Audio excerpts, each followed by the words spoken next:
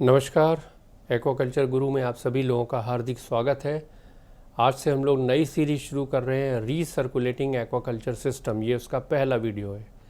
इस वीडियो में आपको कुछ भी टेक्नोलॉजी बताने के पहले ये बताया जाएगा कि ये टेक्नोलॉजी इस्तेमाल करके आप एक्वाकल्चर करेंगे या नहीं। तो कुछ महत्वपूर्ण प्रश्न हैं, वो पहले आप जान लीजिए, उसका उत्तर ढूंढ लीजिए। उसके बाद अगर आप इसे करना चाहते हैं, पूरा मन बनाते हैं, तभी आप इस बिज़नेस में अपना पैसा, अपना समय और अपना श्रम तीनों चीज़ निवेश करिए। तो शुरू करते हैं। Here we go to our first slide. Recirculating aquaculture system ये काफ़ी एल्योरिंग सिस्टम है। जिसको पता नहीं है उसको ये लगता है कि हम लोग इसको सेटअप को लगा लेंगे और अच्छी तरह से चलाएंगे और खूब पैसे कमाएंगे, क्योंकि इसमें पूरे साल आप जो है ऐसी ग्रोइंग कंडीशंस मेंटेन कर सकते हैं जिससे इंडोर आप मछली जो है प्रोड्यूस कर सकें। लेकिन ये काफ़ी एल्योरिंग है, बड़ा आकर्षक है, क्योंकि इसमें बहुत सी ऐसी चीज़ें हैं जो काफ़ी क्रिटिकल होती हैं। तो आप किसी भी इन्वेस्टमेंट को डिसाइड करने के पहले ये बहुत ही बुद्धिमत्तापूर्ण निर्णय होगा आपका कि सबसे पहले तो आप इस टेक्नोलॉजी के बारे में अच्छी तरह से सीखें, और सीखने के बाद आप कई इंडोर सिस्टम्स में जहाँ पर ऑलरेडी ये सिस्टम चल रहे हैं वहाँ पर जाएं और वहाँ बहुत से क्वेश्चन पूछें। आपका काम है क्वेश्चन पूछना और क्वेश्चन पूछना और क्वेश्चन पूछना। जितने ज़्यादा क्वेश्चन आप पूछेंगे उतना ही आपको इसके बारे में समझ में आएगा। हम लोग यहाँ पर आपको इसी क्वेश्चंस के बारे में बताने की कोशिश करेंगे।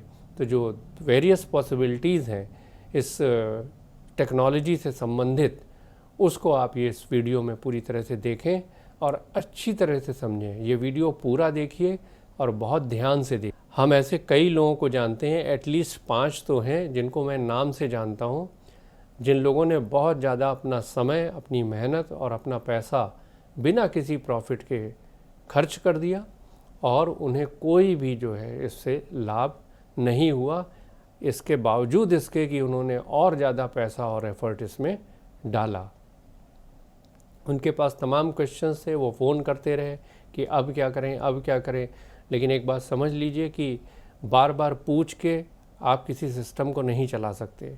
आपको वो चीज़ खुद से सीखनी पड़ेगी और खुद से सीख के स्वयं सक्षम होना पड़ेगा और स्वयं उन चीज़ों का निदान निकालना पड़ेगा। क्योंकि आप फ़ोन करेंगे, आपको कोई चीज़ बता दी जाएगी, फिर आपको लगेगा कि ये चीज़ समझ नहीं आई, फिर आप दूसरा उससे संबंधित प्रॉब्लम पूछेंगे, उसका आंसर मिल जाएगा, फिर दूसरा, फिर तीसरा, फिर चौथा। इस तरह से ये सिस्टम आप चला नहीं पाएंगे, इसकी गारंटी हम आपको देते हैं। आपके पास 2 ऑप्शन हैं। पहला ऑप्शन ये है कि आप टर्न की सिस्टम लगवाइए, यानी कि कोई कंपनी जो पूरा सेटअप लगाती हो या कोई सिस्टम कहीं चल रहा हो, वो निकालना चाह रहे हो, तो पूरा सिस्टम आप वहाँ से ले सकते हैं। दूसरा ऑप्शन है कि बिगिन फ्रॉम स्क्रैच, बिल्कुल ज़ीरो से शुरू करिए। तो हम लोग यहाँ पहले बात करेंगे टर्न की सिस्टम के बारे में। टर्न की सिस्टम में आपको एक ऐसी प्रणाली की पेशकश की जा सकती है जिसके बारे में बोला जाएगा कि ये गोपनीय है और इसके ऊपर मालिकाना हक है टेक्नोलॉजी पर किसी का, इसलिए उसके बारे में हम आपको ज़्यादा कुछ बताएंगे नहीं। लेकिन इस बात का वो दावा ज़रूर करेंगे कि ये बहुत अच्छी तरह से चलती है, बहुत सफलतापूर्वक चलती है और काफ़ी अच्छा इसका इतिहास रहा है। तो जब आपको वो कॉन्फिडेंशियल रखेंगे और प्रोप्राइटरी टेक्नोलॉजी के बारे में बोलेंगे, तो आप उनसे कहिए कि ठीक है, फिर हमको इसका फाइनेंशियल और प्रोडक्शन परफॉर्मेंस का डॉक्यूमेंट आप दीजिए, और वो भी पूरा का पूरा डॉक्यूमेंट आप लीजिए रिटन में। अगर आप रिटन में नहीं लेंगे तो वो कुछ भी बोल देंगे, वो आपको मानना पड़ेगा। तो सबसे पहले फाइनेंशियल की बात करते हैं। तो फाइनेंशियल में सबसे पहले आप इनकम स्टेटमेंट्स लीजिए और कैश फ्लो स्टेटमेंट्स लीजिए। ये दोनों जब आप स्टेटमेंट्स उनसे रिटन में लेंगे तो इनसे आपको जो प्रेजेंट में और पिछले जो कैश फ्लोज हैं वो पता लगेंगे, आय का विवरण पता लगेगा, उससे वार्षिक वृद्धि कितनी हुई, उनकी लाभप्रदता क्या रही, सिस्टम संचालन की स्थिरता के बारे में आपको पता लगेगा। ये सब बहुत ज़रूरी है जानना। तो ये डॉक्यूमेंट्स आप उनसे लीजिए लिखित रूप में।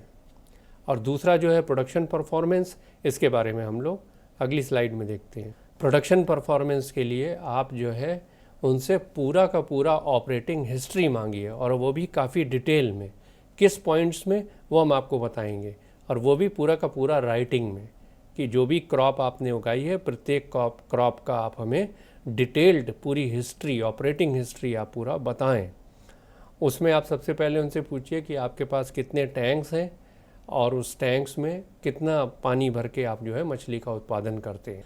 दूसरी चीज़ पूछिए कि स्टॉकिंग करते समय आपके जो मछलियाँ थीं उनकी साइज़ क्या थी और उनका एवरेज बॉडी वेट क्या था, औसत दर वज़न जो है उसका क्या था, और स्टॉकिंग डेंसिटी क्या थी। स्टॉकिंग डेंसिटी का मतलब हुआ पर यूनिट वॉल्यूम कितनी मछली वो डाले हैं। एक कम स्टॉकिंग रेट पर अगर मछली उगाई गई हैं तो उससे आपको गुमराह कर देने वाले फीड कन्वर्जन रेशियो और जो रेट ऑफ गेन है वो मिलेंगे, जो आपको तब नहीं मिल पाएंगे जब आप एक लाभदायक संचालन के लिए स्टॉकिंग दरों को एक स्तर तक उठाएंगे, क्योंकि जब उठाएंगे तो वहाँ दूसरी प्रॉब्लम शुरू हो जाएगी और उससे जो है आपको प्रॉफिट नहीं हो पाएगा, जो कि लेस स्टॉकिंग रेट पर वो समस्याएं नहीं आती हैं। तो इसलिए इस पर ध्यान रहे कि स्टॉकिंग डेंसिटी को अच्छा समझिए कि उसको बहुत अच्छी होनी चाहिए, नहीं तो ज़्यादा मछली नहीं प्रोड्यूस कर पाएंगे तो इतना महंगा सेटअप लगाने का फ़ायदा क्या है। डेट ऑफ स्टॉकिंग क्या है ये जानना बहुत ज़रूरी है, और डेट ऑफ हार्वेस्ट क्या है ये जानना बहुत ज़रूरी है, क्योंकि इन दोनों से ही आपको पता लगेगा कि ग्रो आउट कल्चर जो हुआ है उसका पीरियड क्या है। Average body weight of fish harvest time पर क्या था, कितने ग्राम की मछली हुई थी जब आप लोगों ने हार्वेस्टिंग की, 450, 500 ग्राम, 600 ग्राम, 1 किलो क्या था, वो जानना बहुत ज़रूरी है। और टोटल अमाउंट ऑफ फीड, उसमें प्रोटीन परसेंटेज क्या क्या खिलाया गया पूरे कल्चर के दौरान, उसका स्टेटमेंट लीजिए, क्योंकि जब आपके पास वो स्टेटमेंट रहेगा तो उससे आप कैलकुलेट कर पाएंगे कि FCR क्या था और रेट ऑफ गेन क्या था। Number of fish per unit volume of tank, ये बहुत ज़रूरी है जानना, इसी को स्टॉकिंग डेंसिटी कहते हैं। और जो रोज़ पानी उसमें सिस्टम में ऐड किया जाता है वो कितना है, अगर उसकी संख्या बहुत ज़्यादा है तो ये बहुत मिसलीडिंग जो है पैरामीटर होगा। रीसर्कुलेटिंग एक्वाकल्चर का मतलब हुआ उसी पानी को बार बार इस्तेमाल करना और उसमें जो उसकी गुणवत्ता है उसे मेंटेन करना, लेकिन फिर भी एक्वाकल्चर सिस्टम में लगभग 8 से 10% पानी रोज़ चेंज करना पड़ता है। लेकिन अगर आप किसी जगह पर गए और वहाँ उनसे पूछा कि आप डेली कितना पानी चेंज करते हैं और उन्होंने इससे ज़्यादा बताया, तो फिर वो रीसर्कुलेटिंग एक्वाकल्चर सिस्टम कहाँ से हुआ, वो तो फ्लो थ्रू सिस्टम हो, काफ़ी रिलायबल कंडीशन हो जाती हैं, मछली उसमें बड़े अच्छी तरह से उग जाती है। क्यों? क्योंकि उसमें तो पानी जब चेंज करते हैं तो उसमें पानी की जो गंदगी है, जो वेस्ट मटेरियल है, वो सब भी निकल जाता है, तो वो बहुत ज़्यादा हद तक रीसर्कुलेटिंग सिस्टम नहीं रह पाता, तो उसमें मछली अच्छी तरह से होती है। और इसे आप पानी को जब मान लीजिए कभी बहुत ज़्यादा पानी चेंज करने की ज़रूरत पड़ती है तो आप जाड़े में अगर उसको गर्म करेंगे तो कैसे गर्म कर पाएंगे, आप गर्म नहीं कर पाएंगे, और टेम्परेचर लो रहेगा तो मछली खाना नहीं खाएगी, मछली की ग्रोथ नहीं होगी, टाइम पीरियड बढ़ता जाएगा, बिजली आपकी खाती जाएगी आपका सिस्टम, और आपको जो है फाइनली जाके लॉस हो जाएगा। और जो पानी आप छोड़ेंगे उसे कहाँ छोड़ेंगे, वहाँ पे क्या नियम है कि पानी छोड़ भी सकते हैं कि नहीं छोड़ सकते हैं, गंदा पानी कैसे छोड़ रहे हैं, तो ये सब रेगुलेटरी अथॉरिटीज़ भी आपको परेशान कर सकती हैं। तो इसलिए रीसर्कुलेटिंग एक्वाकल्चर सिस्टम में 8 से 10% से ज़्यादा पानी रोज़ चेंज नहीं होना चाहिए, जितना कम हो उतना अच्छा, और सिस्टम जितना अच्छा चलेगा उतना कम पानी चेंज करना पड़ेगा। उसके बाद मछलियों की अगर कुछ डेथ हुई है तो कितनी मछली मरी, और मछली मरी तो क्यों मरी, उसकी कोई रिपोर्ट है, कोई PCR एनालिसिस है, कोई हिस्टोपैथोलॉजिकल एनालिसिस है, कहीं टेस्ट कराया गया, कोई ट्रीटमेंट किया गया तो कौन सा ट्रीटमेंट किया गया, ये सब भी आप जानिए। और टोटल एनर्जी कंजम्पशन, ये बहुत ज़रूरी है जानना, इसको बिल्कुल से जानिए कि उनका जो टोटल सेटअप है वो कितने किलोवाट पे रन करता है, क्योंकि आपको पता होना चाहिए यहाँ पर बिजली गई तो 10 मिनट में सारा खेल हो जाता है। इसके लिए आपको पीछे जनरेटर चाहिए, बैकअप सिस्टम चाहिए, हो सकता है शुरू में इन्वर्टर लगाइए बड़ा, कुछ देर वो संभालेगा, बाद में आप जनरेटर पर आइए, क्योंकि बिजली आप अफोर्ड नहीं कर सकते कि आप उसमें आपका सिस्टम चल रहा हो और बिजली चली जाए तो कोई फ़र्क नहीं पड़ेगा, 10 मिनट के अंदर ही मछलियाँ मरना शुरू हो जाएंगी। दूसरा ऑप्शन आपके पास है कि आप स्क्रैच से शुरू करें। जब आप स्क्रैच से शुरू करेंगे तो सबसे इम्पॉर्टेंट एडवाइस जो होगी वो ये होगी कि आप एक स्मॉल प्रोटोटाइप से शुरुआत करिए। इससे आप दिवालिया हुए बगैर सीखेंगे। क्यों?